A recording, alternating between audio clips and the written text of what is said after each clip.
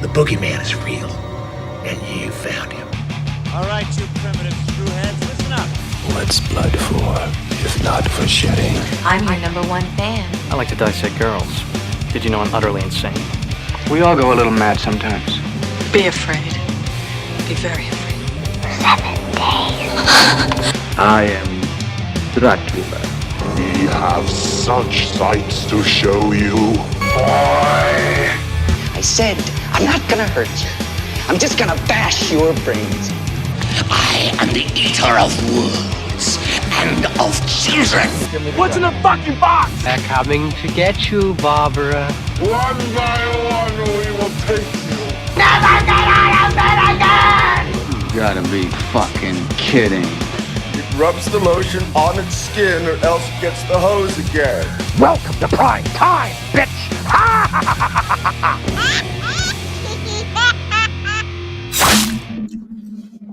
Welcome, horror fans! It is Wednesday, 7 p.m. Central Time, and it's time for another episode of the Week in Horror podcast. The only podcast where the only thing on the syllabus is fear. And if you, dear horror fanatic, are listening to us at the top of the week, remember we do this live right here on YouTube every preceding Wednesday. So come hang out with us in the live chat. Hang out with us, horror fanatics. This week, we are looking back at select horror films released September 1st through September 7th. Thank you all so much for joining us for what will surely be a bloody good time. I am your host, JL. And yes, the start of the week is the 1st, which means this is one of those amazing months where we have a Friday the 13th. So I am definitely looking forward to my Friday the 13th binge. I know you all are as well. And given that, there's going to be a Friday the 13th this month, let us know down in the comments below what your favorite Friday the 13th film is. Mine is 7, followed very closely by part 6. But everyone's got their favorite one that stand out, whether it's 3 when he first gets its mask, or it's 2 when they subverted the tropes of the final girl by smoking her at the beginning of the film, or maybe you like Jason Goes to Hell. Maybe you do. Maybe you like Jason Takes Manhattan, or the camp silliness of Freddy, the camp silliness of Jason X, or maybe even Freddy versus Jason. But either way, if you have a favorite, maybe the one where it wasn't even Jason. Where it wasn't that, where they tried to redo it, and then fans were like, no, we want our hockey mask killer back. So let us know, down in the comments below, your favorite, because we got a Friday the 13th coming up. It's going to be awesome. All right. So much stuff. We got some interesting selections for you tonight, but first and foremost, I do have to let you all know that we got some more news regarding the stuff that we found out like last week, the big announcement that we made last week. And so we just found out a couple of days ago that our short 11 to 6, which is currently been submitted to a bunch of places, is officially in the Chicago Horror Film Festival. So we have officially been admitted to Chicago. So of some of the big ones that we submitted to was Chicago, Atlanta, New York, Telluride. We got into Chicago. So we just got word. The notification was supposed to be like the 8th of September is when we were supposed to officially find out. But we got an early one. So we are officially in the Chicago Horror Film Festival, which is awesome, which means we could be making a trip up to Chicago to go check that out at the theater up there. So really, really excited to announce that. So really that as far as festival submissions go, we're 5 for 5 so far, which I think is pretty impressive. So yeah, it's awesome. So yep. We may be heading to Chicago in October to go and check that out. So I'm, it's like kind of like wild. So we got more ones coming up that hopefully we will hear from. New York City, Atlanta, Telluride, so many different ones, and a couple that are, I think one that might be international. But yeah, really excited about that. So 11 to 6 officially in the Chicago Horror Film Festival. So yeah, that's pretty awesome. So it's like, what do we got? We got like Spooky Empire, American Horrors, Chicago Horror Film Festival, Scream Fest out in LA. But yeah, so we got like, it's looking really, really good. So we got a good momentum going on here, and it's requiring a lot of efforts on our behalf on the back end, because once you get into a festival, the work doesn't stop. there's stuff there's stuff you have to supply them. You have to make sure you're on the ball with all the logistics, so you don't accidentally disqualify yourself because you didn't get anything in on time. So it's a lot of work on the back end, but we're making it happen, and it's looking really, really good. So thank you very much for all the congratulations. But yeah, pretty badass. Now, let's make sure we put up that Patreon banner, because all those people in our Patreon, those people down there, those people's names on that banner, they help to make all this possible. So thank you all very, very much. We appreciate your support. None of this would be, we couldn't do any of this without you. So we love you. Thank you very much. Let's see who we have in the live chat tonight. I see we got Casey Cooper is here. Good to see you, Casey Cooper. Anna is here as well. Good to see you, Anna. Travis Brown as well. Wrote a no last name. Gabba Gabba to you. Says Dr. Frankenstein is bad at making friends. But very nice. Like that. Left-handed Jedi, good to see you. Says evening, gonna scare me up a cup of coffee. Yeah, I got my wake up juice too. I had a rough night last night. I was trying to go to bed. I got all my work done, and I was trying to go to bed at a reasonable hour. And my allergies were like totally screwing with me. And I forgot to turn the fan on because I was tired. And so I woke up like 2 hours later off 2 hours sleep. And I couldn't go back to, I couldn't go back to, you wake up, you just couldn't go back to sleep. So I got up, I got some stuff done, went back to sleep. And then I was like, okay, I think I'm tired enough. Went back to sleep, and, it was just fitful and gross. And, whatever. It's that time of year. Luckily, summer is ending. We're coming to the tail end of summer. We are staring down the barrel at fall, which I know is a lot of y'all's favorite time of year. Mine is winter. I love it when things are cold and motionless and dead outside. Nothing moves because everything's just trying to stay warm. I love the winter. I love it when I love that. Summer, not so much. I don't like. Really, it's humidity. I don't really like humidity that much. I don't mind heat, but humidity. I always live in humid areas. But fall is coming in. Fall's coming in. That means we're getting into spooky season. It is not that far away. We just got like 2 months. A little over 2 months, and we're officially spooky season. Which means it's horror films galore. It's gonna be fantastic. I love October. Who doesn't love October?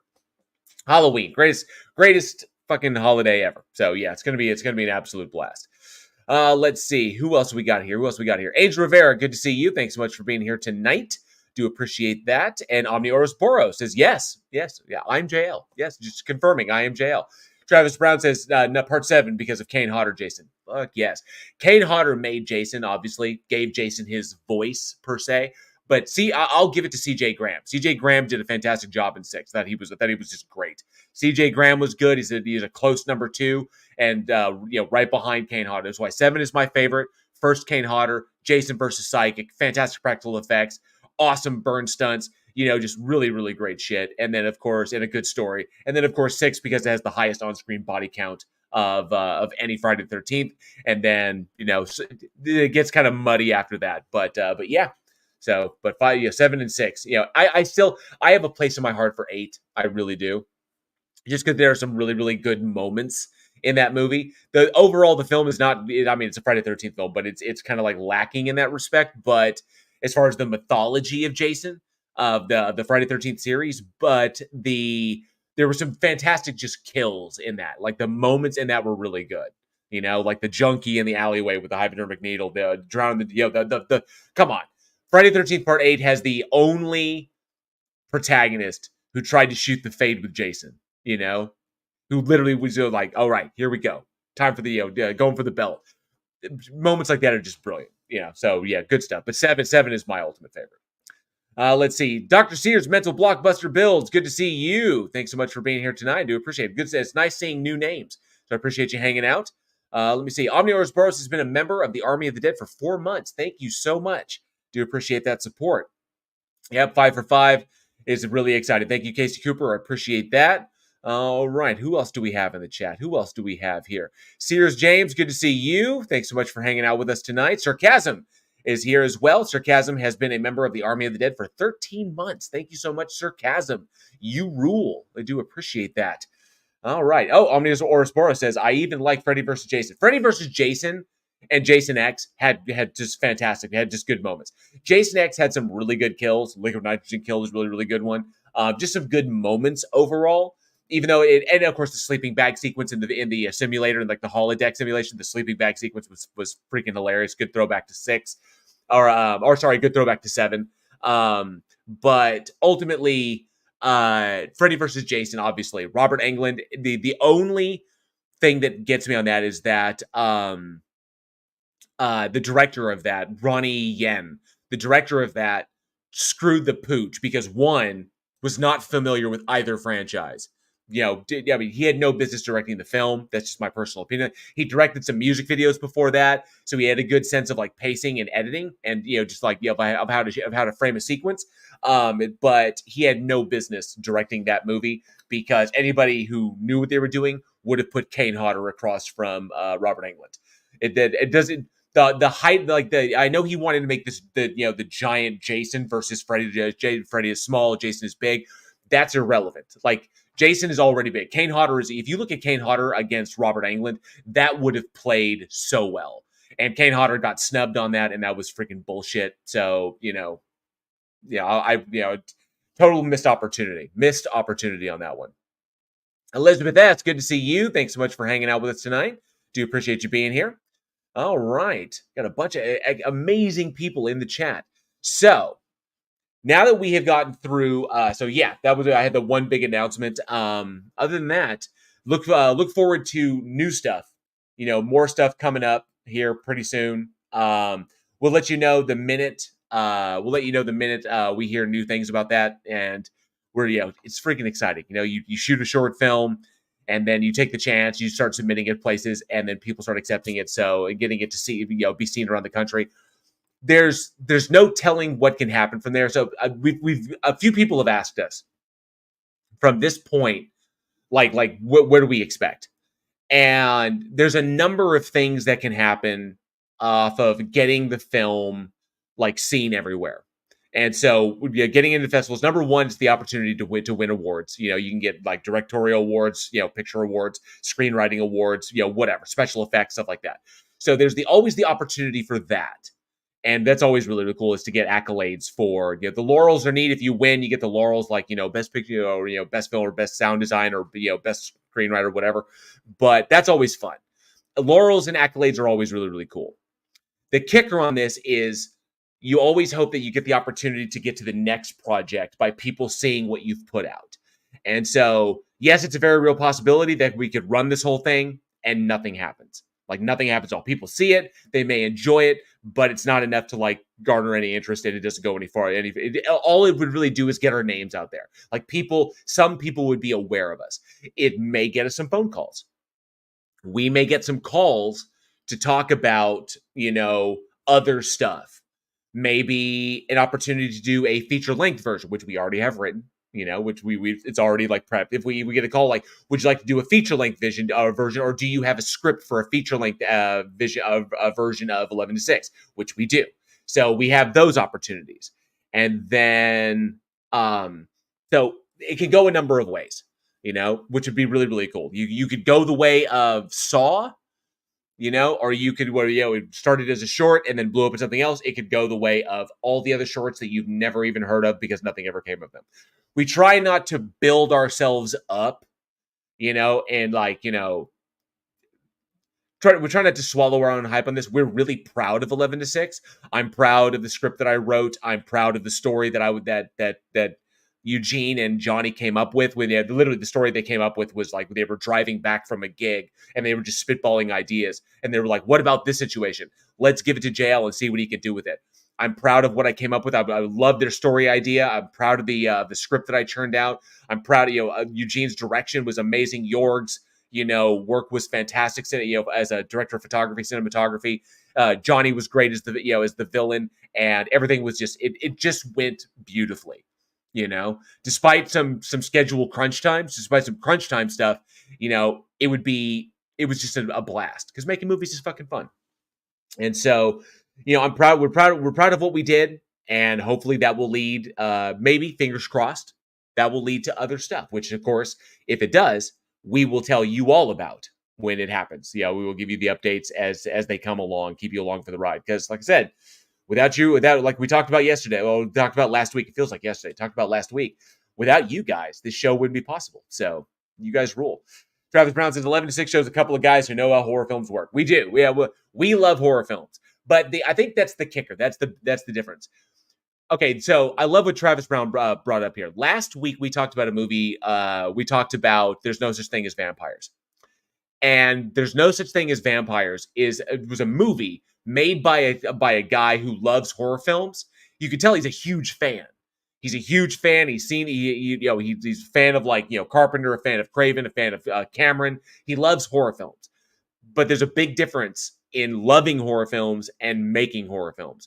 Because otherwise, if you don't have the technical, from a storytelling perspective, if you don't have the technical know-how going into it, or the formal training going into that, or if you've learned on the job, like built yourself up working crew until eventually you get the directorial position, then it's just going to come off like There's No Such Thing as Vampires as it comes off as just a grab bag of shit I like, which is not necessarily what the audience will like. It doesn't necessarily make for a cohesive and well plotted out or well-paced story.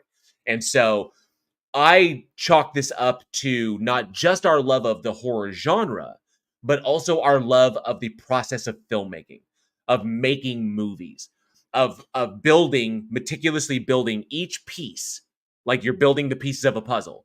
You meticulously go in and you craft each individual piece, and then you craft it, then you stick all those pieces together at the end to make an amazing picture. And so it's a combination of our love for the genre, our respect for the genre, our respect for our audience, and our technical prowess and know-how, our combined technical prowess and know-how of the filmmaking process that has allowed us to do what we do. Filmcraft, yes. Filmcraft. So it's an absolute blast. B. Blanco, good to see you, says, hello, everybody. Good to see you, B. Blanco. Appreciate you hanging out. But yeah, so it's going to be exciting times. Exciting times ahead, definitely. Case Cooper says, "Oh, what was this?" Sir Cap says, "I'm waiting for the secret link or showing for his regulars." Just saying, we will get it out there. I promise you. We will. Case Cooper said, "Oh, and if the festivals find out they get kicked out of the oh yeah." So, well, there's a difference between a public showing and a private showing, like if you show it to friends or people who've seen it, because everybody who's been involved in the picture has seen it before, but we've never done a public showing or a public screening of 11 to 6. So it is not on the main stage. We haven't done an internet one. We haven't done an internet screening. We haven't done any theatrical ones, anything of that nature. So we've avoided that. So that was the whole big point. If we're going to submit it, we can't do any of these big screenings where we publicize it, everybody come out and watch it, because that technically is a debut. So been really, really tight with that one. Yeah. But yeah, good times ahead. Good times ahead. We're really, really excited. All right. Well, we have some classic stuff to get into tonight. Some good I think some decent, a couple of decent ones. Now, this is one of those weeks. This is one of those weeks. But we'll get into it. I promise you. We'll just start off with a solid one. Sally Skellington, good to see you. Thanks so much for hanging out with us tonight. Do appreciate it. First on the chopping block tonight for horror films, released September 2nd. It's already fucking September. Wow, September. September 2nd, 1971. We're going all the way back. We have the psychological horror See No Evil. Let's check out this trailer. Cue up the terror tube.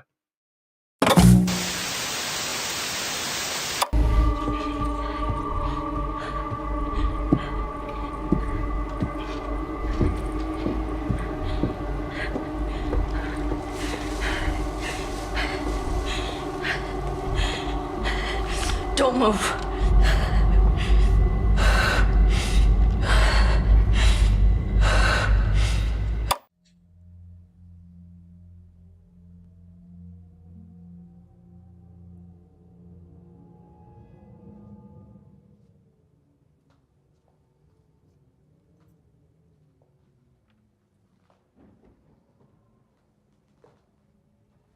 Now the beam will rid you of your fears, your thoughts, your vital essence.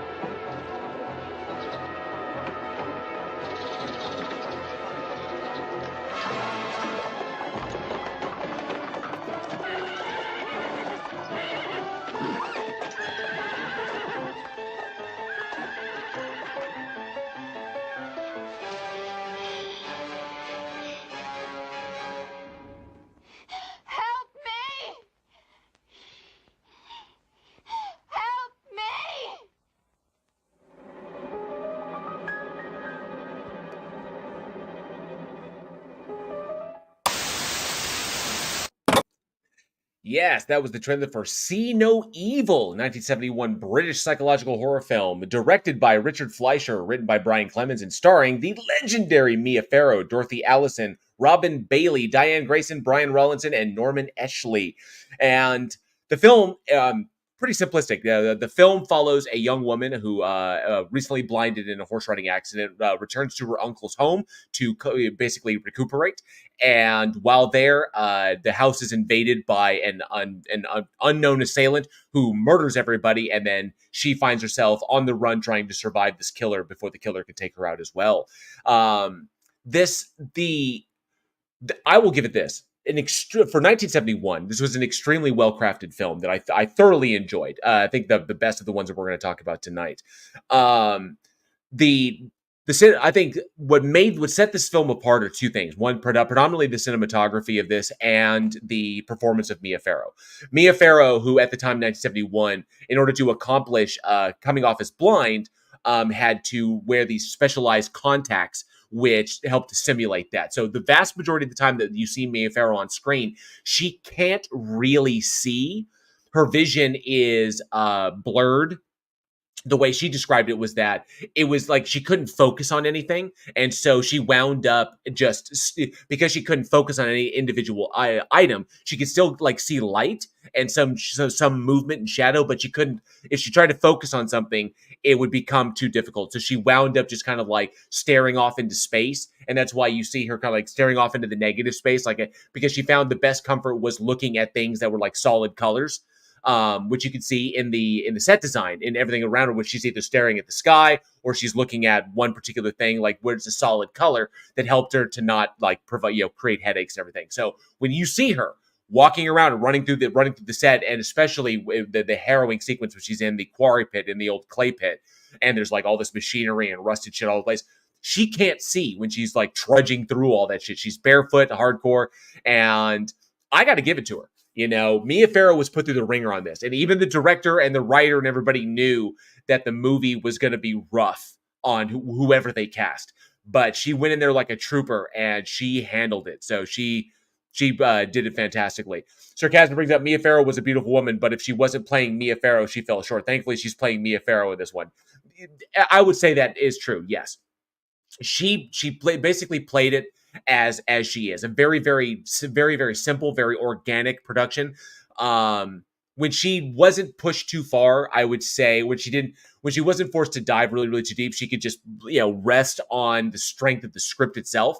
And so Blind Woman in Peril, just made for really, really interesting stuff. And so I loved the cinematography of it as well. Shooting in rural England was absolutely beautiful. The estate that they shot on has been used in many, many things before. And so I thought that the way the director decided to capture everything really lent itself, especially those wide shots. You can definitely tell, I felt, that the cinematography that went into this in order to portray the helplessness of Mia Farrow's character, of the character Sarah, by seeing her wandering with her hands out and about, with the great, with this huge, like wide open areas where, she can't see anything, helped to really emphasize the helplessness of her situation. Very similar, and you can see a number of directors have picked up on that as well, such as Greg McLean did in his Wolf Creek series, where the beauty and the picturesque nature of the outback was utilized as kind of like to emphasize the desolate and helpless nature of those protagonists. And I like that they did this as well, that everything around her is a danger, and how I love that it put us in that position. And it was different yet that, I would say similar on the lines of the movie Hush, like, Mike Flanagan's Hush, which was really, really fantastic. I really thoroughly enjoyed that, only that was hearing instead of sight. So that would but these kind of films are really fantastic as long as the primary character can, I think, convey the impairment appropriately. Sometimes you see movies where it's not done well and it's very, very apparent. Sometimes actors will go to the extreme. Like I've seen actors wear contact lenses that will legitimately blind them, that they can't see anything in order to convey these things. But Mia Farrow went above and beyond in order to try and do this, because she was willing to, cut herself off from that sense without any real training.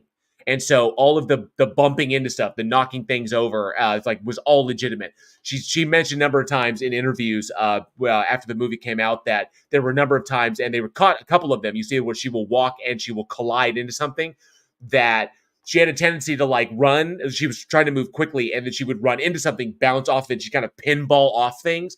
That was all unscripted. That the director just kind of let it go, and she acknowledged it as being well grounded, so she never said anything. But then again, Mia Farrow was never one to really push, to like push back on this stuff. So she kind of just took the bumps and bruises, and that's where it goes. And that's what I loved about it, was her grounded performance with Fleischer's strong direction and allowing Mia Farrow to really play into the part and do what she felt was and follow her instincts, which I thought was really good.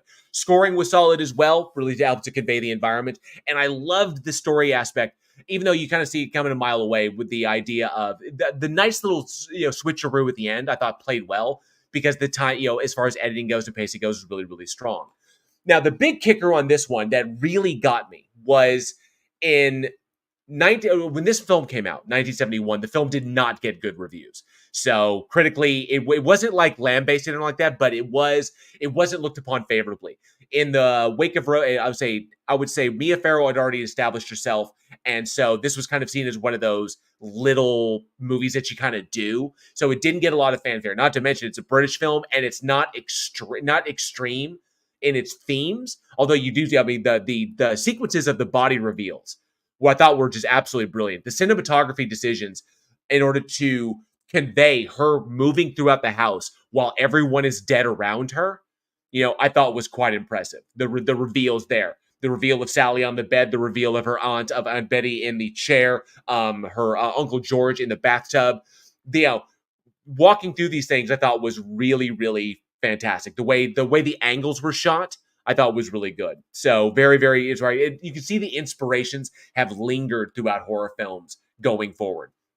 But despite that, the film did not get great reviews. Okay, it just didn't. Now, I think on a kind of like a modern assessment, I think a critical reassessment, I think the film is a lot stronger than it was, than a lot of people gave it credit for.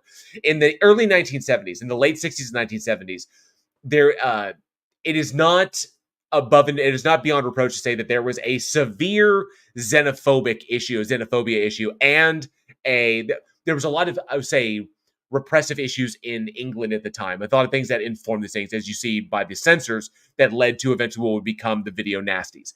And what I thought was really, really interesting in the script was that Brian Clemens, I thought for a moment that Brian Clemens was going to capitalize on the xenophobia of the Romani population in England at the time.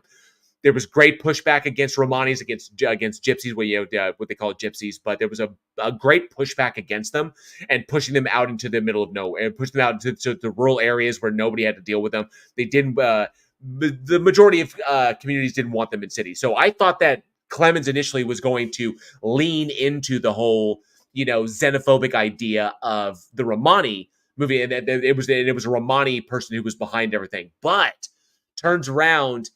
And that turns out to be a red herring, that utilizing that. And I thought it was, for 1971, especially a British production, to kind of red herring, to utilize something that was so apparent in British culture at that time, leading up to what would eventually be the censorship board leading to the video nasty panic. I thought that was really progressive and very, not something you would see. You would see that in maybe American cinema, probably Canadian, but not necessarily something coming out of Britain itself.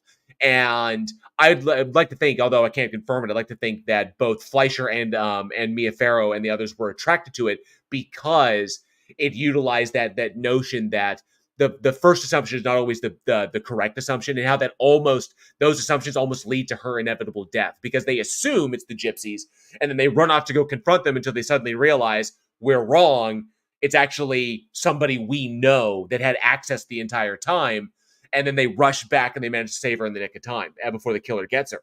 And so I thoroughly enjoyed that aspect, that kind of switch, because I went in there, I was like, oh, They're looking for Jack, and the whole thing, he like locks her up in the shed to keep her from getting anywhere, and the gypsies trying to clean up what they think is their mess. I thought they were leaning really, really hard into the xenophobia of that and the kind of rejection of the Romani the nomadic Romani culture. And so, my mind went in another direction as far as like, oh, this is gonna be one of those classic. They're the bad guys. We're the English upright white people are the good people, and the gypsies, who live on the outskirts, the fringes of society, they're the bad guys. But it wasn't. It turns out that, the villain is closer than we think. The villain is, more often somebody that we know, or somebody who has access to us. And that's what I thought. That's what got me. I can understand why critically that did not come across in 1971, that it may have come off as too sympathetic. And that's why, some critics may have pushed back on it, that they were expecting it to go in a direction, and then all of a sudden it pulled the rug out and be like, haha, no, assuming that they were the bad guys is the reason that she almost gets got. So our assumptions lead us to bad conclusions. And this was kind of the extreme example of that in a horror film. And I really enjoyed that. I liked the subversive nature of that, subverting the expectations of the audience. And I thought that Clemens, in a very sleek and very simple script, and Fleischer with some really strong cinematography and allowing Mia Farrow to really play to her instincts on this one, all played extremely well. So critical reassessment of the film, I'd say it is much, much stronger than I'd say a lot of films that came out of Britain at the time, especially in the early 70s. Now, if this was a few years before we would get Black Christmas and Texas Chainsaw Massacre. So I got to give it to her. I would say Mia Farrow at this one. I mean, I know looking at Rosemary's Baby and everything, but I know I would say 1971 See No Evil. I don't know if Mia Farrow class. I would say this would be an example of the proto Final Girl. That Mia Farrow kind of set the standard, not only as the girl who survives the encounter with the bad guy, but manages to evade him while being fundamentally impaired. She never falls into that help, like while she's blind, she's asking for help from people. When she's put into a situation that she has to get through, the character is able to push through that and rely, because being blind, she's had to reinvent herself and come up with ways of solving problems that a normal-sighted person would take for granted. And so she's pushed to her limits far easier and is able to deal with that. And I liked those examples. These are all traits you see in Final Girls today that informed Friday the 13th in 1980, 9 years later, that informed Nancy, in 1979 with Laurie. All of you see all those traits here in Mia Farrow's Sarah, while being impaired. So I get it, not to mention running around the entire, the whole Frio on the run from the bad guy barefoot. I got to give her props for that, because that girl put herself through the ringer to get this movie done. Cold ass England, because where they were shooting was it was cold at the time. Running through the cold ass mud barefoot, that shit's rough. I've shot films in the rain in December in Texas, and that was brutal. Wind, rain, December. It's already 13 degrees outside. Wind chill drops down to 2 or 3. Plus you've got rain coming in, and I've been out in the outdoors shooting in that mess, and it sucks. It's just brutal. But I can't even imagine what she went through. Really, really intense stuff.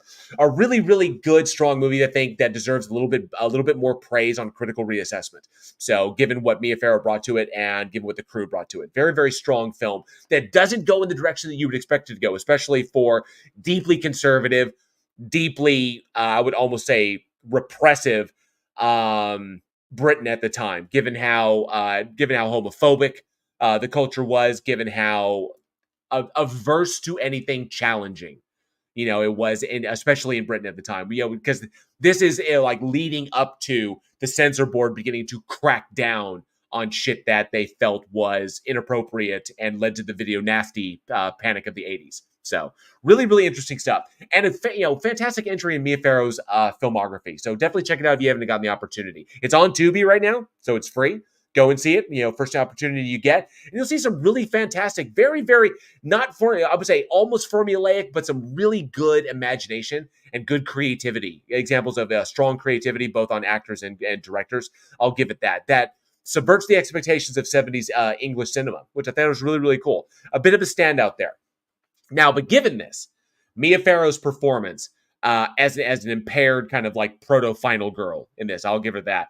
My question is, there have been a number of films that have come out where the protagonist has been impaired, whether they are paralyzed or whether they are we've seen protagonists that are paraplegic, quadriplegic. Monkey Shines is a big one, where the protagonist can't even get out of bed. He's literally like in a gurney the entire time. Blind, deaf, number of ways. So my question is this: of these types of horror films, what do you think is the best, or what is your favorite impairment horror, where the protagonist suffers some sort of debilitating impairment that sets them aside, or something they have to overcome in that respect, whether it's their blindness or being deaf or paralyzed. I think Monkey Shines is a fantastic one. It's a really, really good one. Bone Collector. Thank you, Andrew Rivera. Sears James brings up Monkey Shines. Great stuff. Andrew Rivera brought up Bone Collector, where Denzel Washington's character is a quadriplegic in the chair, and it just goes to show how resourceful that can really make you. That's what I love about that, is the resourcefulness of that. Or maybe even it's not even an impairment. Maybe it's a psychological impairment, like agoraphobia. They can't leave the house. I think Copycat was a really good one with Sigourney Weaver. So really, really good stuff. So let us know. Silver Bullet. Yes. Yes, because Corey Haim was in a wheelchair in that one. Yeah. Oh, Monkey Shines. Fuck yes. Love it. So let us know down in the comments below at weekinhorror@gmail.com your favorite, or what you think is the best impairment horror. Where our lead guy has got to get through something. Travis Brown says, don't ask about Friday the 13th Part 2 wheelchair guy. Funk. Brrr. Yeah, love it. Absolutely. Wrote in the last name. Good on Silver Bullet. Yeah, that was good because Corey Haim's character was in a wheelchair on that. One of Gary Busey's best performances, in my opinion. I know Gary Busey playing bad guys and play like that, but as crazy Uncle Red, Gary Busey was magnetic. His chemistry with Corey Haim was incredible.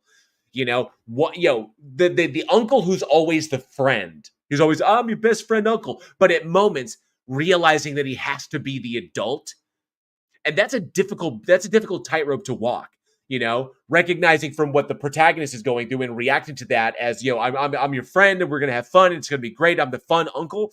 But there are times when even I have to step up and be the adult here. And seeing Gary Busey internalize that and work through that as a character was always fantastic. I love it. I love Gary Busey. And I love Gary Busey. I'll always love him for all the stuff. But a rare kind of comedic dramatic turn for him that was grounded and strong, really good stuff. He made that. Technically the Evil Dead series, that's right, because he's missing his hand. Quiet Place was decent. People, the inability to talk. Yeah, interesting stuff. So yeah, but really, really good things. Let us know down in the comments below at weekinhorror@gmail.com. Favorite impairment. I see that nobody's... Oh, Daredevil. Casey Cooper says Daredevil. Just kidding. How about Hush? Because I didn't see anybody mention Hush, where they are... main protagonist is... Katie Seagal is deaf. And the killer, if she doesn't see it, like that. And the serial killer's outside, kills her friend and is trying to get in to kill her, but, because she can't hear him.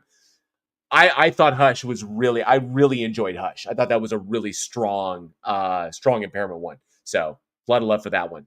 My favorite wise, I gotta say, oh man, so many good ones. Hey Tang Whistle, good to see you. Yep, it says I loved Hush. Absolutely, Hush was fantastic. Hush was really good. I'm gonna have to say my favorite one is probably gonna be. I'm gonna have to go with Monkey Shines. I will have to go with Monkey Shines. I do, because, so much time was spent with that character being paraplegic or quadriplegic, being stuck in that gurney, dealing with, and having the killer monkey all around. The movie with Gary Oldman and Uma Thurman. Oh, Don't Breathe. Well, that was the bad guy. The bad guy who was blind. Yeah, Don't Breathe is an interesting one. Ooh, Freaks. Angel Rivera says Freaks. Good stuff. Joshua Lee is here. Good to see you, Joshua Lee. Says apologies for being late. No sweat, bud. All good. We're trucking along. So good to see you. Thanks so much for hanging out, bud. Javier Hara here as well. He's here as well. The Usual Suspects. Yeah, but Kaiser Sose wasn't impaired.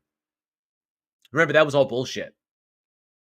And it was parodied in Scary Movie because Doofy was not impaired. So they did the whole thing, the walk away. So all fantastic stuff. Really, really good stuff. All right. Moving on to our next one. Our next one. Yes. Released September 4th, 2007. This is obviously Eugene's favorite decade. We have Curse of the Wolf. So let's check out this trailer. You know what they say? Cue up the terror tube.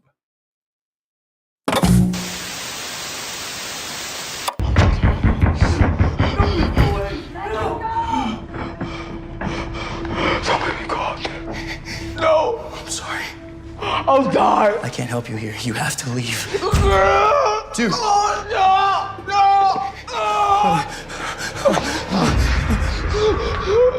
Get the hell out! Inpatient. Lockdown. Special socks. Where a disturbed person like you belongs.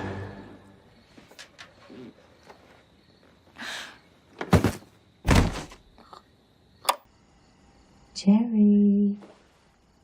Jerry. Hi, Fiona. Look what you did to me. I'm so sorry. Friday I had a pretty cushy gig. Had lots of friends, I was the office hottie. Now I'm a severed head in a fridge. Sucks to be me, Jerry. The victim suffered gash wounds over 50% of his body. Said he was mauled by a bear, for God's sakes. There were chunks of these potato heads all over the place, drugs everywhere. Potato heads. What could have done that in this area? No idea, but one thing's for sure. We'll get the bastards. They're not like you. They're lycanthropes. English, half human, half wolf. On a partial moon, they retain some of their human intelligence. But on a full moon, the wolf consumes them. I was fighting to change, but I couldn't. I use these to control my changes. And eliminate a race? I won't let you. I never wanted to eliminate anything. I found a way to live a normal life. That's all I wanted. I thought giving her some time, she'd find the error in her ways. She will come back to us, one way or another. Find her. Let's go.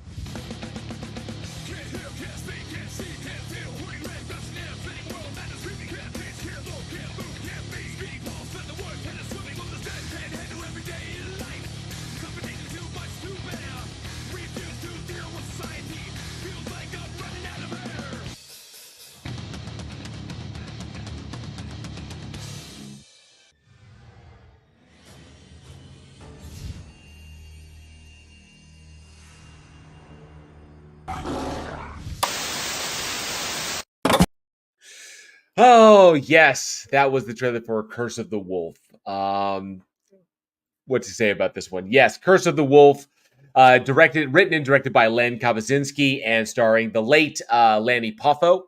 You remember him, brother of Macho Man Randy Savage. Darain Kane, Brian Heffron, Pamela Such, Renee Parada, Todd Humes, and Katie Russell. Yeah. So there are times when, and so to end the quick synopsis of this, a young woman who is a vampire wants to break away and live a normal life, and her pack is chasing her down, trying to bring her back into the fold, and so she's desperately trying to seek a way to try and maintain maintain herself so that she doesn't transform, which doesn't want to be a werewolf anymore, and so she's caught, when her pack finally catches up to her, obviously shit hits the fan as she's trying to fight off her pack and go on to reclaim her life. But yeah. So there are times when I question my sanity about some of the films that we have to watch, because I will at least give it this one. I will at least give it that this movie was laughably bad. There were some moments that were hilariously terrible in this movie. So it's a werewolf film, but while there are moments that made me laugh out loud, predominantly the scoring The scoring is what really made me laugh out loud. Like the scoring and the soundtrack, because all the original music in this one, which is an indicator that the filmmakers that did not have the money to get the rights to any like actual like to any known songs or any known artists. So everything is original in it, and it's all really, really, really atrocious.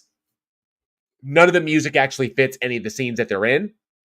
It's either too much or it's too little. But Rodeo Last Name, we will give him credit. He got it in the can. We will give that credit there. The movie got it in. But this is literally one of those movies that is a masterclass in what absolutely never to do. What not to do. Like everything in this film, you don't do. I'm kind of bummed that Eugene didn't get to watch this one, because his take on this would have been really fascinating to see okay, everything pointing out here. There is virtually nothing that works in the movie. But despite that, I will also say, despite the credit giving it in the can, at least there is a cohesive narrative, and it doesn't like I've seen movies that are so like The Butcher. One of the things that was terrible about The Butcher is that The Butcher didn't even have a cohesive narrative. That was one of the things that made it even worse, coupled with all the other bad shit. This one at least did. It had a story that made sense from point A to point B. Okay, and they followed the premise. The problem is the movie like ultimately is trying to be too many things at the same time. It's trying to be a gory horror film. It's trying to be a martial arts action film. It's trying to be a drama, and unfortunately, none of it plays. The drama doesn't play because virtually no one in this knows how to deliver a line. And that is most evidenced by everybody trying to give grounded, organic performances and coming off like they are literally reading off cue cards, and the absolute worst of it, or is it the best? I'm not sure, because the main bad guy, Todd Humes, I'll give him props for his martial arts. At least the people in this know martial arts, so I'll give him that. At least the martial arts are done. They're just it's not shot well, but at least they know what they're doing when they're throwing kicks and they're doing fights and like that. But the choreography is absolutely atrocious. But the main bad guy is so overwrought in his line deliveries that he stands out from everybody else in how bad they are. So everyone else is terrible, and he comes off like so big and like overwrought, almost. I wouldn't even say Bond villain big. It's kind of like just like it's just melodramatic, like extreme melodrama. But he's the only one who's doing that. Everyone else is way below where he is. He's way up here, and everyone else is down, and so he stands out as arguably the worst, or maybe I'm not. It's hard to say. It's like bad to a different to a what's the word to a level of to a degree of magnitude worse than everybody else. But so you wind up but everything from beginning to end, this movie fails. One, it's shot terribly. Dark scenes are way too dark. Light scenes are way too overblown. Misuse of the camera, misuse of lighting. Everything is way too distracting. The fight sequences are terribly shot, and they are terribly. The cinematography was almost non-existent. It was like basically no cinematography for a fight scene. It was literally, we're going to set the camera and put our people here, and you're going to do a fight move like a kick, react, move to the next thing. Okay? Everything is very obviously like staged. There's no organic movement to everything. Like if you watch a competent film, like any other like major martial arts film, like take Blade, for example, because we talked about Blade beforehand. Wesley Snipes is a very accomplished fighter. And even more so, you get to see that opportunity in Blade 2. And Del Toro knows how to shoot an action sequence like that. So the cinematography comes off, not to mention the choreography is amazing. Wesley Snipes had a hand in choreographing his stuff and his improvisational fight techniques. But these sequences need to be able to be strung together. You need to be able to string multiple sequences together. Don't cut in the giveaway is when the director cuts in between each move. Move. And that indicates to us that there was no choreography on set. There's no fight sequences there because there's no fight choreographer. Either that or the actors themselves are choreographing it themselves, or the director is trying to choreograph it by basically saying, do this move, you react, so on and so forth. But no stunt actors here because everyone's doing their own stunts. And everything comes off terribly. The dark sequences are way too dark. The light sequences are way too overblown. It's very, very distracting. Then you go on to the fact that this is a werewolf film. And if you're going to do a werewolf film, I ask you, and you'll tell me in the live chat, when you're doing a werewolf film, where do you put your money? The bulk of your money, when you're making a monster film, the bulk of your money goes into the monster. So if you have werewolves, multiple werewolves, your werewolves need to look solid. Because if your werewolves look silly, the bottom is gonna drop out of the fucking movie. And believe me, when the bottom drops out of this one, there's nowhere else to go. Good-looking werewolves would have at least salvaged it a bit. But when your wolves are obviously masks, very painfully obviously masks, and the hairiness on them is literally like utilize spirit glue to glue clumps of hair in various areas. None of that works. The werewolves look atrocious. There's no like transformations there. The comedy bits don't come off as comedy because it's so overwhelmed by everybody else's terrible performances and their reaction to it. Nothing comes off as organic. The set sequences are pretty atrocious. The bar sequence was by far the most technically difficult one, and they fucked it up by screwing up the audio because you could hear the air conditioner in the background going on the entire time, and you can hear the levels drop where in order to get the audio in. So like you hear the audio come in and the background levels drop and then the audio cuts off, which means that they recorded those and then they ADR'd them back in and had to lower those ones so that they weren't overshadowing the dialogue. So they did not do anything that should have been done.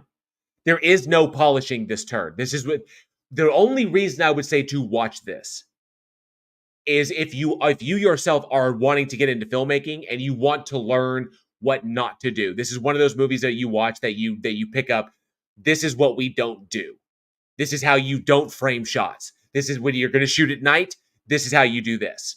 Okay, when you're going to shoot during the day, you got to be able to control your sun so that everything is not overblown. And if you're looking in your viewfinder, it's not zebras all over the place. Which I can tell you in those moments, there would have been zebras everywhere. Just like the line shading to show where your frame is overexposed, and so absolutely terrible. Audio atrocious.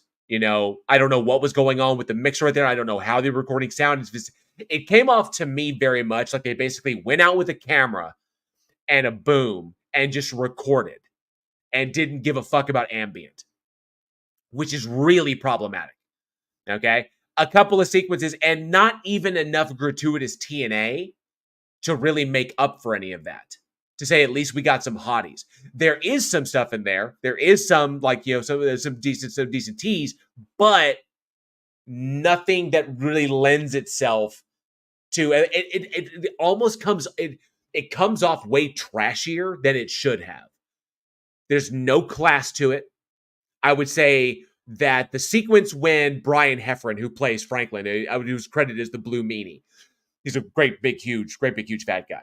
When it's part of his character, but when he wakes up in like literally a bed of his own filth, and he's got like the shit stained underwear, and he's got no clothes on, and the tidy whities are all like super gross like that, and he's wandering around scratching himself, and they've dropped in those fart noises for like no reason because they're very obviously not him. It's just Foley being dropped in for comedic purposes, but they do it like 4 times, so they overload it, and it's just like crap.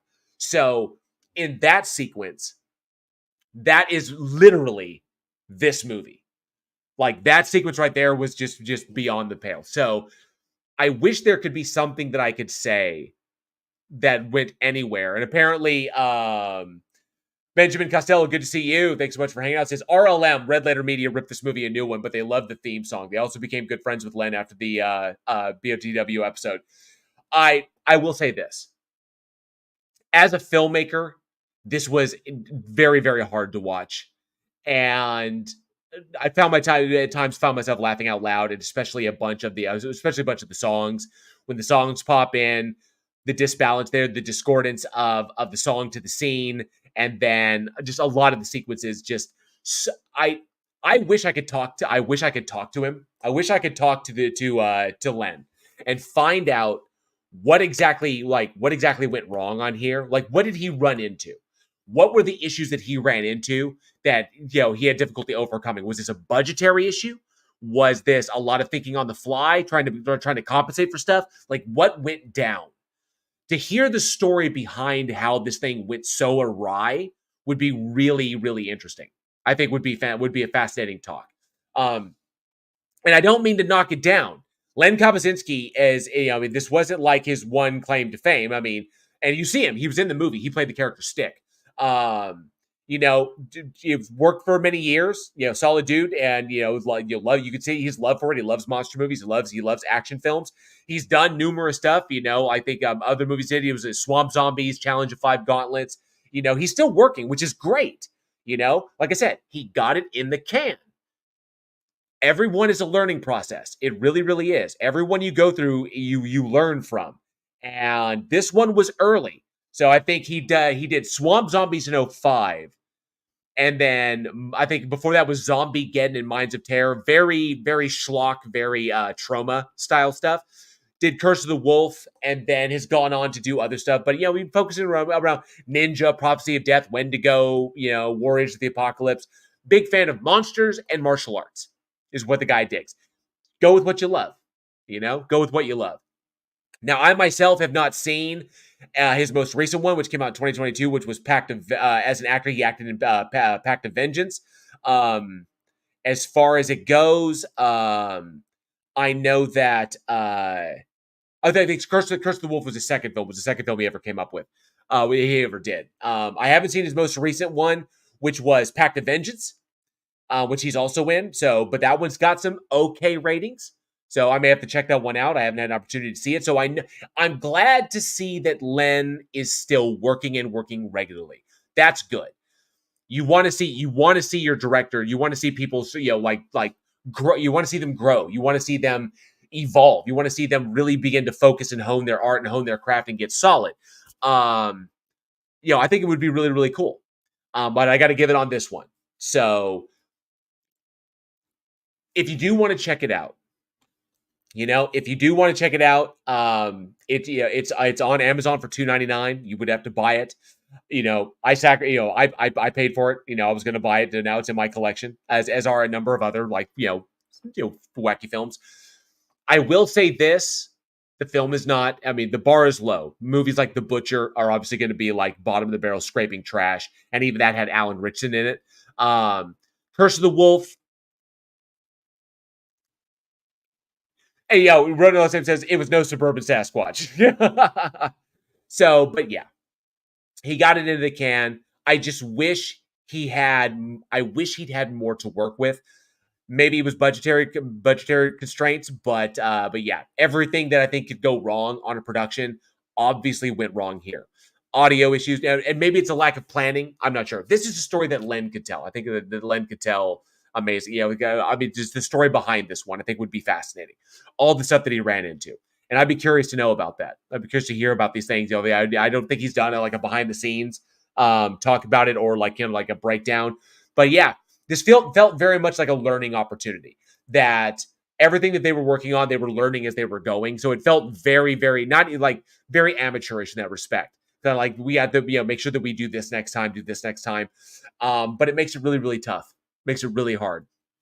The killer thing that got me is while I'm watching it, I could see his vision. I could see what he was going for.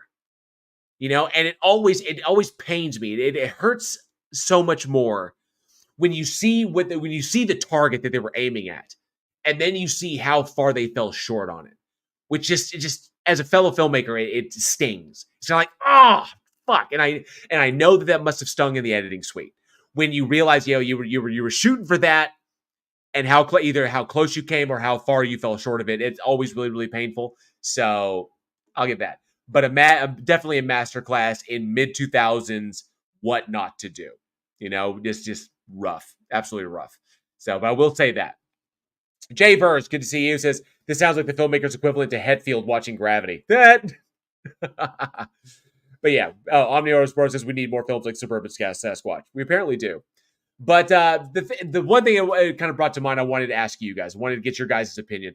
What, in your opinion, was the worst mid-aughts horror film? Remember, Eugene here absolutely loathes the mid-2000s. From 2000 to 2010, the advent of shooting on video, and as the technology got more accessible, more and more people were going out there to shoot movies, and it gave us a treasure trove, a plethora of abysmal quality films. As a bunch of amateur videographers, amateur filmmakers are going to go out there and make movies now that we can do that. So let us know what you think has been the worst mid-aughts horror film. Let us know down there in the comments below or weekinhorror@gmail.com. I know there are plenty out there that are worse than Curse of the Wolf. I'll chalk this one up to probably budgetary constraints, and we'll chalk it up to that. I saw the vision. I saw what Len was trying to do. I give him credit for that. He got the movie made. He finished it. At any point, he could have just thrown up his hands and walked away and just canned the whole fucking thing and be like, nah, it's a wash.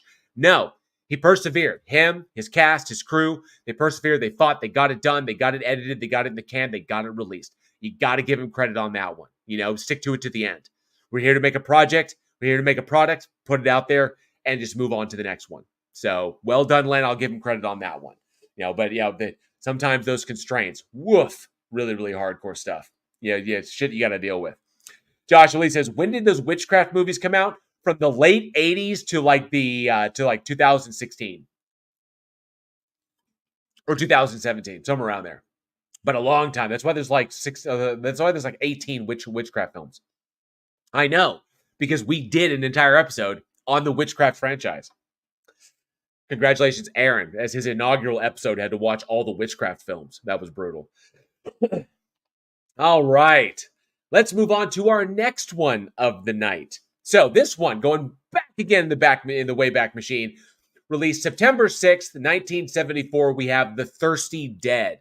Unfortunately, there is no trailer for this film, but the full film is on YouTube, and we linked the full film in the Discord channel. So if you go to the trailer section, you can see the full film of The Thirsty Dead is available on the Week in Horror Discord via YouTube. But The Thirsty Dead. So let's see. Directed by Terry Becker, written by Charles Dennis, Terry Becker, and Lou Whitehill, starring the lovely Jennifer Billingsley, John Considine, Judith McConnell, Tanny Guthrie, Frederica Myers, Chico de Rosa, Elena Sampson, Mary Walters, Rod Navarro, and Vic Diaz. So the film follows a group of beautiful young women who are kidnapped off the streets of Manila by a cult that needs their blood to remain immortal. And so then the women then struggle to try and escape their captors and make it back to civilization without getting killed. Okay, so I'll give it this one. This is a fascinating little film. Not heavy on the gore, more heavy on the psychological aspects. 1974, interesting time as far as filmmaking goes. 74, same year the Texas Chainsaw Massacre released. So we're seeing the advent of really extreme horror coming out, both in Canada and in the United States. And so The Thirsty Dead comes out. I think this one would feel more at home had it been released in the 60s or maybe even the 50s. The 50s or the 60s. I think this film would have more of a place because it feels very much like a script that was like an old script that finally got picked up and then moved forward with. Like they had this one kind of lying around. And so this is one of those movies you get the sense that it was done more for tax purposes, or possibly write-off purposes, or maybe even laundering purposes, which is a very common thing, and especially back then in the 60s and the 70s. So possibly that. But nonetheless, not a terrible film by any standards. So I'll give it way more credit than a lot of people will. I know that we'll first have to address, there's a lot of things that are quite distracting in the movie that I think that people will point out. The film is, extremely formulaic. You can see what's going to come along right pretty much from the very beginning. The girls get kidnapped. They get taken out to when they get kidnapped off the streets of Manila. They get taken out to this place. The head priest falls in love with the main girl and then winds up allowing her to escape, which throws everything into chaos. And then that's where all the drama ensues from there. As the head priestess, needs to keep her so they can keep the cult alive by drinking these girls' blood. And so, given the sentiment at the time, while these things were addressed in a number of Christopher Lee films, Satanism, paganism, xenophobia, I know, like the how British culture kind of like pushed away anything that was not acceptable or like violently pushed that shit away. These elements are all on play here.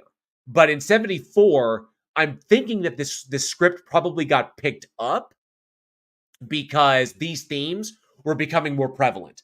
You see them kind of hinted at in the late 60s, early 70s. They become more apparent in the mid 70s, going towards the 80s, when it goes into full-blown censorship mode. And so this one played very, very heavily on travelers being victimized by going to other countries, utilizing that fear of being in an unknown locale and how the locals take advantage of tourists. I mean, stories of people disappearing by going into foreign countries where they've never been before. They're not familiar with the locals. They don't speak the language. And then all of a sudden they vanish off the street. Something terrible happens.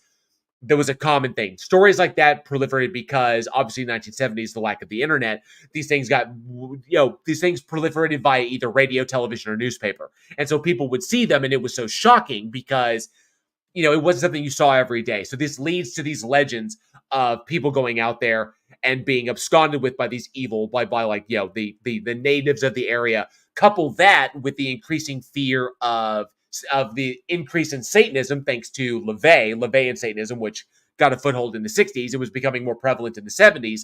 That brought it into the forefront, which means that the Christian communities around the world are pushing back against that, saying, elevating Satanism as the enemy of the people. So Satanism is in the spotlight, which by extension, paganism is in the spotlight, and that brings us into cult movies that prey upon that go on cult movies in rural in foreign countries that prey upon tourists and disappear them. We see this trope being utilized today. I think a recent one was a horror film called Borderlands about a bunch of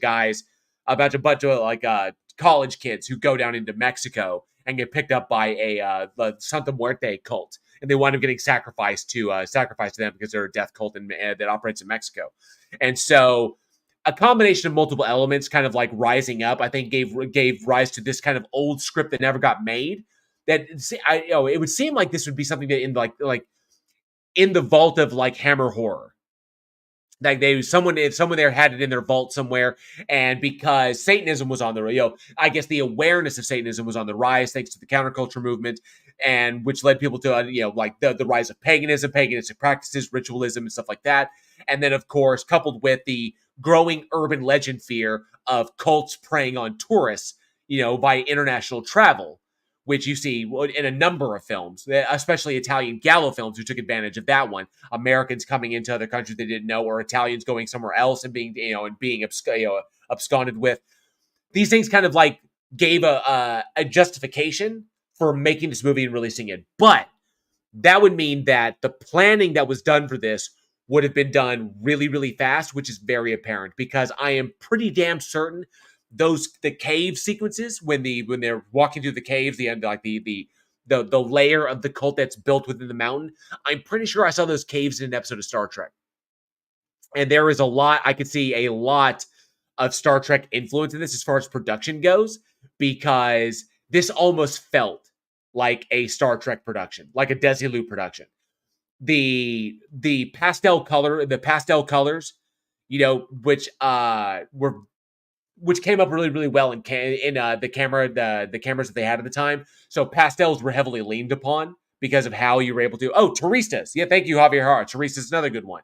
So the pastel coloring, the minimalistic costumes, sequences like that, like the Raoul's head in the box, and it's all filled with the red liquid and everything, which I thought was actually pretty neat. because it's a big-ass box that has a head in it that's apparently their god, you know, or like the embodiment of their god. So it's his head in a box. It's filled with all this red fluid. And you could tell it was circulating, that the fluid was circulating because you can see the bubbles running at the top. But I couldn't see any obvious airways in that. So literally an actor in the little rock thing they built for him, the actor with his head through the deal in the box filled with red liquid, and they've got to be in there and then like open their eyes, you know, speak, and then close their eyes, and then that was pretty much it. So interesting stuff as far as that goes, but it doesn't push any boundaries. Like I said, the film feels more like it's meant to be in the 50s, late 50s, early 60s. That feels like this one would be home at that, you know? But it does rely pretty strongly on the strong female element, which I dig. There's no hero to come save the day. And I will say that they subverted two things. One, they subverted the femme fatale, they subverted the damsel in distress trope by really pushing forward, which you can see is evidenced by, you know, American cinema coming up with, you know, the final girl and everything, where they bring her forward and they put her forth as the strong, independent one. I found it really fascinating that they would actually, that the script would lean into this blonde, almost at first glance, this blonde bimbo-esque character having a moral debate with a death cultist, with the head priest of a death cult. So the whole idea of like sacrificing others for one's own gain, even if that gain is like, you know, immortality like that for the like ultimate power, and that she's unwilling to participate in these rituals because she will not sacrifice other people for her own benefit, and diving into that moral dilemma, because it's either she risks her own life to be killed, or she takes part and she kills other people. And so having that discussion with the head of this voodoo priest, and her kind of like her moxie, you know, her staunch her defiance of that is what lends itself to him falling in love with her and then breaking ranks with the tradition. So we see a reflection of the counterculture here, almost an argument for the rejection of these cultural norms, which I thought was kind of neat, which was prevalent at the time, which is like, even though it demonizes paganistic practices and or villainizes paganistic practices and you could say satanic worship too, even though there's no Satan in this one, but that imagery is demonized, despite the fact that the lead character is making an argument for the rejection of those things, which is what the Christian, the Christian community or the Christian right looks at. The rejection of those, the rejection of that tradition is what leads to paganism and Satanism. And yet the protagonist is arguing against the acceptance of these things,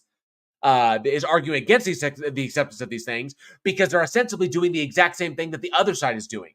So the person is literally saying that they are arguing that they're the bad guys because they reject them. And she's saying that, no, you're the bad guys, and I'm rejecting you because you're. So everybody, it felt like an argument for either agnosticism or maybe even atheism in that respect. So I found really fascinating the rejection of the standard. So it's the counterculture, kind of like it's kind of like a meta-analysis there, which I found fascinating for a film in 1974. A little bit deeper than I was expecting. You know, it doesn't come off very strong because of how cheaply it's shot, and there's no real dynamic camera work that is utilized to convey these deeper emotional concepts.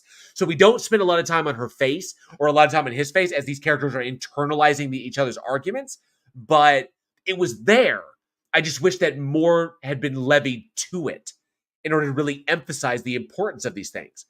But nonetheless, it kind of cemented in my head, not to mention subverting expectations at the end, where they escape and the lead actress has got to run, and she's like brings the authorities in, and they're hunting for the cult, and then they can't find them.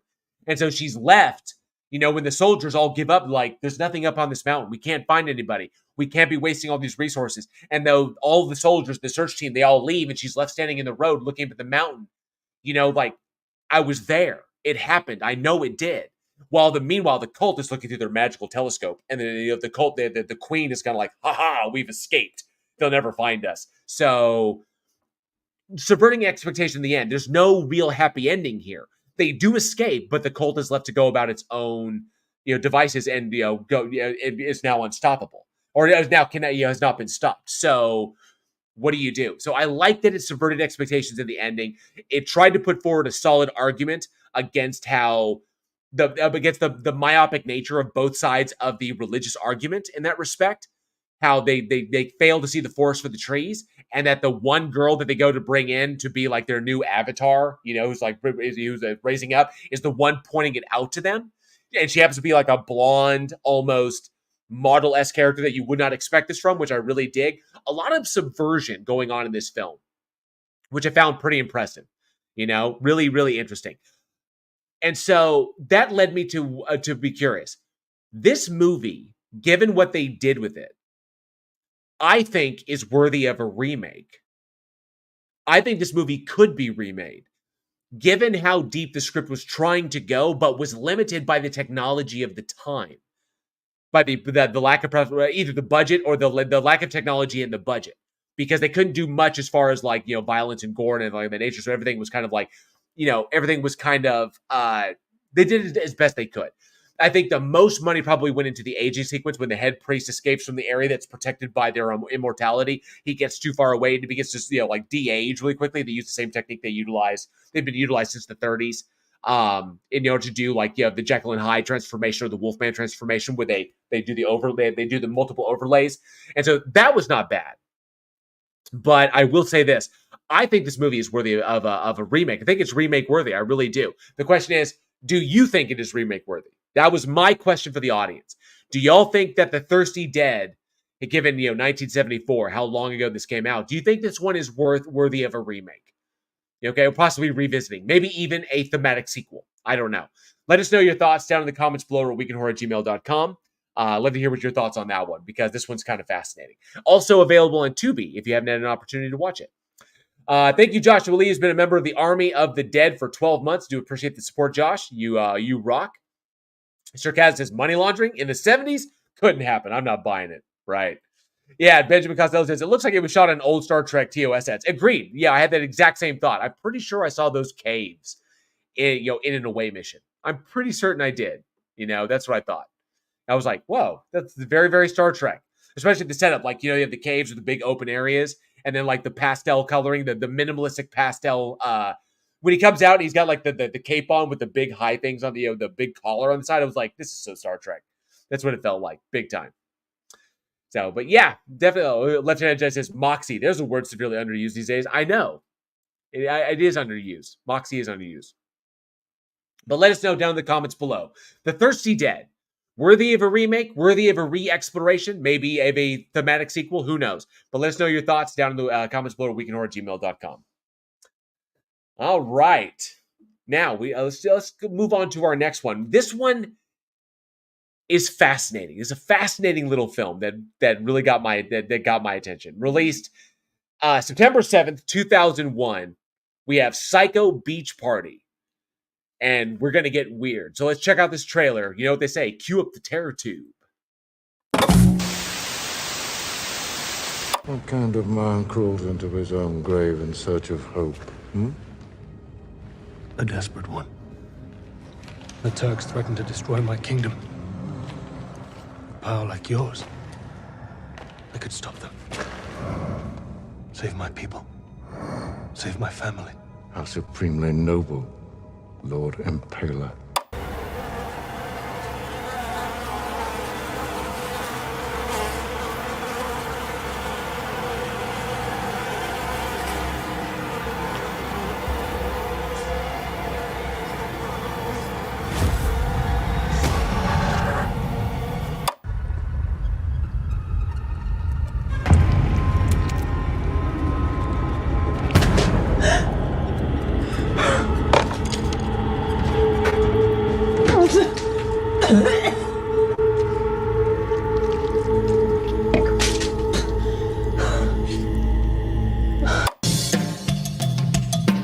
I guess we are the only ones watching the movie.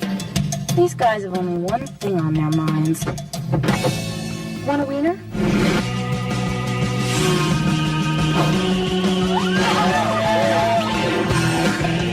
There are some prize tomatoes in that tin can. I could feel it in my nuts. You and your nuts. You kids think you own this beach. Think it's a teenage world. Well, you're dead wrong. Let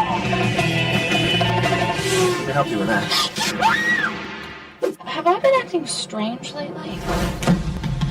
Who do you have to get a hot dog in this dump? What? Soleado por la mañana al mediodía. A surfer chick with a split personality. Should I unpack my bongos? I intend to unpack mine.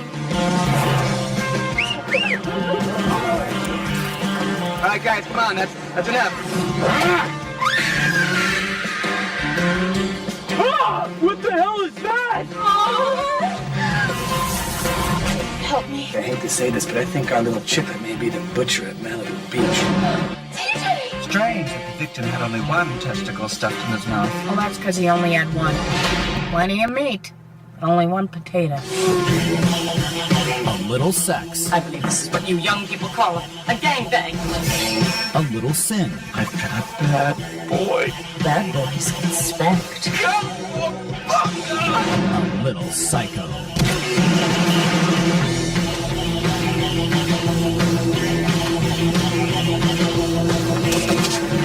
Kiss my ass, monkey. Party till you drop. Dead. I hope you put some Bactina in that scratch. Psycho Beach Party. That's the most exciting story idea I've heard in years.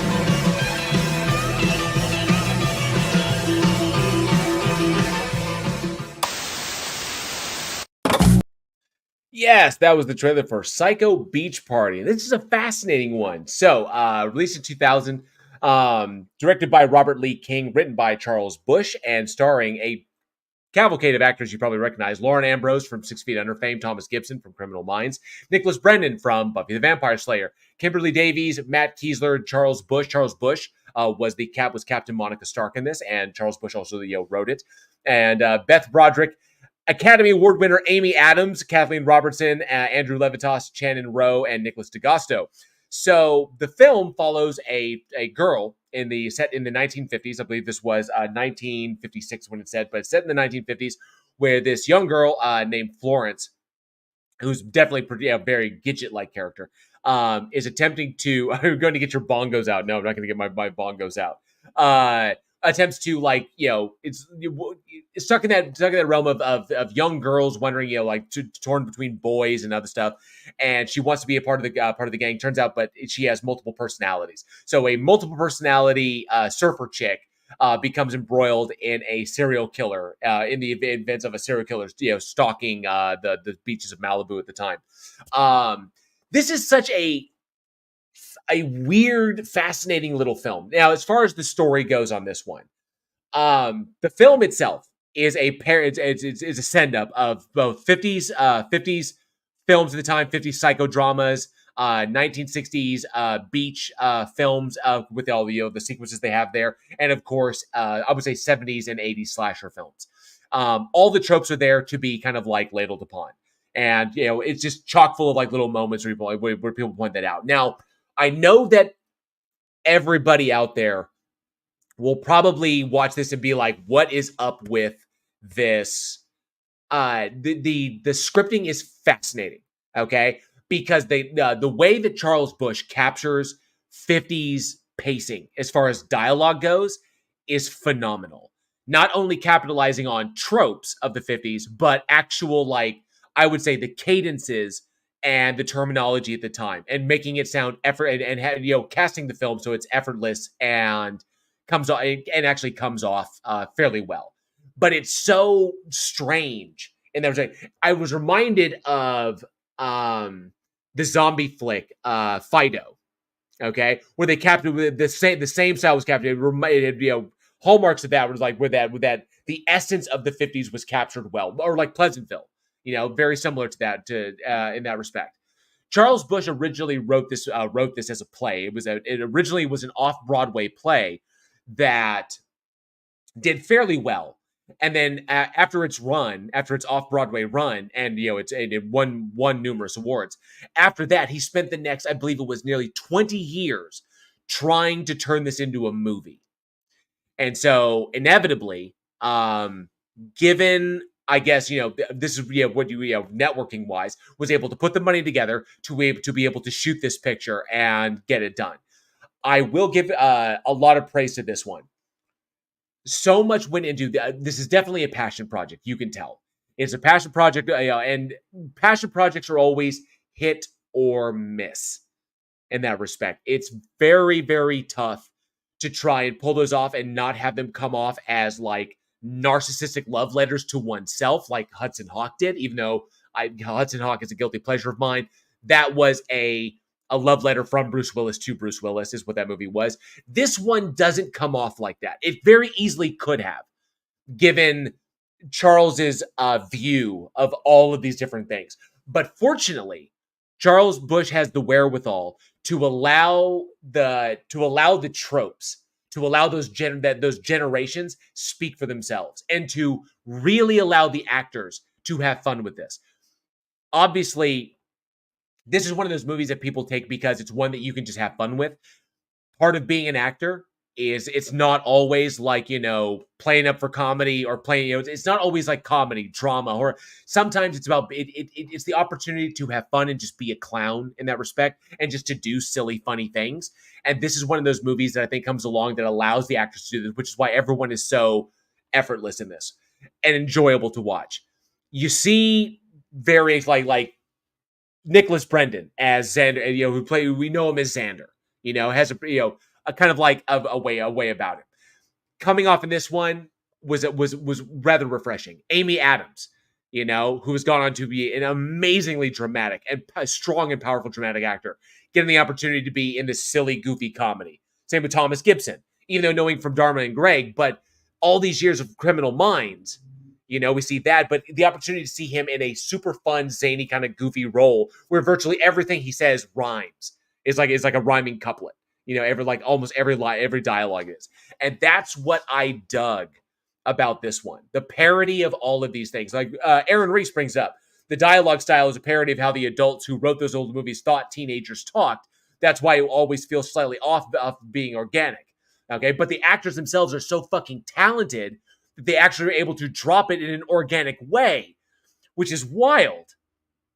And I love that Charles Busch's turn as Captain Monica Stark in the almost Bogart noir style depiction of her captain and the police officer, the officer that was with her. So really, really fun stuff. Now there's a lot of things, production wise, you can tell it's on the cheap. The greens, but I love that the elements that are cheap are meant to be there to poke fun at these things. So the green screen elements of all the surfing sequences are just meant there to be fun and to kind of like to lampoon how they did stuff back in the day. It was very, very obvious when they're driving cars, and it's very obvious the car is not moving and they're just, nobody drives like this, but the background is like receding in the back because there's a screen back behind them. So like, or, from the side, they do like that. I love that the awareness and the love for that, the love for these generations, or the love for that type of filmmaking is there. So it's almost kind of like tongue in cheek in that respect. So I got to give it credit for that one. A lot of fun in this one, more fun than I anticipated, with a nice little, a classic little thing at the end where the foreign exchange student turns out to be the bad guy Lars, who winds up being tied into the whole thing. But the individual performances is where this one shines. On Amy Adams, on Lauren Ambrose, Thomas Gibson, Nicholas Brendan offers, it adds a little bit to it, but I'd say among the bunch, probably but he doesn't get a lot to play with. There's not a lot for him to work with on this one, but at least he gets his opportunity, he gets moments to shine, which is really, really solid. Matt Kiesler was really, really solid as Lars. Charles Busch just fucking kills it. The chemistry between Thomas Gibson and Charles Busch is amazing, and I really thoroughly enjoyed that one. So there's a lot of points to like the little things that stand out there going to make you go, that's cute. It's a very, very cute film. Not to mention, the kills are not bad. The sequences, the serial killer sequences aren't terrible. So I got to give it that one. I'd be very curious to see this one on stage, to see this as a stage production, because the stage production, given what you can do, like effects wise, especially when this, I think it was originally came out was back in the 80s, was like 1987 was when this was originally produced. I think this would be fascinating to watch because Charles Busch was actually in the role of Chicklet, which was the Lauren Ambrose's role in this one. So I'm really impressed at what they managed to pull off and the talent they were able to attach to this, which really gives it a lot of things to show, which really puts the shine on it. Aaron Reese says the melodrama just far enough without going so far that it knocks you out of the state of immersion. There's no real suspension of disbelief, just the use of tropes to make the viewer comfortable. Exactly. Psycho Beach Party, the musical. that would be fun. Extra J, good to see you. Thanks so much for being here tonight. Extra J says, I'm sure bikini girls with machine guns would have fit in there somewhere. Probably. Yeah. But yeah, this one got me a lot more than I thought it would. Everything down to even the just like the 50s and 60s tropes of interspersing or like the kind of like the scene cutting sequences of like the go-go dancer, which are kind of like there and utilizing in the credits, utilizing at the beginning as well. It's kind of like, it's like, but that's how things were played out. That's how things were done back in the day. And so really, really interesting stuff and a really good homage and a send-up of how things were done and the kind of way filmmakers thought from back in those days, which I found really, really compelling. Very fascinating stuff. Interesting thing. With a good focus on strong women, final girls, and the idea that, they don't need men in order to push these things, but not being too feministic in its approach. Very simple. While there are messages here, there is never never a sense that one is being beaten over the head. Okay, absolutely, yeah, definitely, absolutely self-aware. But they don't. You never get beaten over the head with any particular message, which I really liked. They don't push any thing in any kind of agenda here. It's just here's like actors for the sake of acting, art for the sake of art, fun for the sake of fun, which is where because it doesn't take itself too seriously. It's absolutely aware of what it's trying to do. Charles Busch is on point with what his vision was, and the director is right on board with that. So it's just fun filmmaking for the sake of fun filmmaking, which is why this thing goes down way better than you would expect it to. Okay, a lot of fun there. So I know that the transition from stage to screen is often quite difficult. Stage dialogue often doesn't translate because of how stage dialogue is meant to be delivered and how stories are conveyed in a sense of like a one set or maybe like when you have limited sequences where you're working on a static set, that dialogue doesn't often translate. You can see that. There was movies like Fences and Closer. So those are both stage productions before they went to films, and you could tell that that dialogue is meant for that live appeal and does not play very well on stage. Even with like Denzel Washington and Viola Davis in Fences, that dialogue just did not play as well as it should have. Closer. Yeah, it had a fucking Natalie Portman, Clive Owen, fucking Jude Law, and Julia Roberts in it. That movie did not. I mean, that dialogue was very obviously very stilted, very overdramatic, very melodramatic, and did not play very well. This one is hinged in just right, so it pulls it off quite well. So currently available on Tubi. If you haven't had an opportunity to see it, definitely go check it out. I think you'll really, really thoroughly enjoy it. So it's a lot of fun. It absolutely is. Just a cute little one. Psycho Beach Party. But that made me wonder, for all of you out there, given that Psycho Beach Party basically was a send-up of multiple generations of horror. 50s horror, 60s horror, 70s horror, 80s horror, to a degree, like touching on all of the various tropes and all the different kind of like the way the genre has evolved over time. I'm curious, and I just want to like just ask out there, what has been your favorite decade for horror? I know a lot of people love the 80s slashers, or where it was at.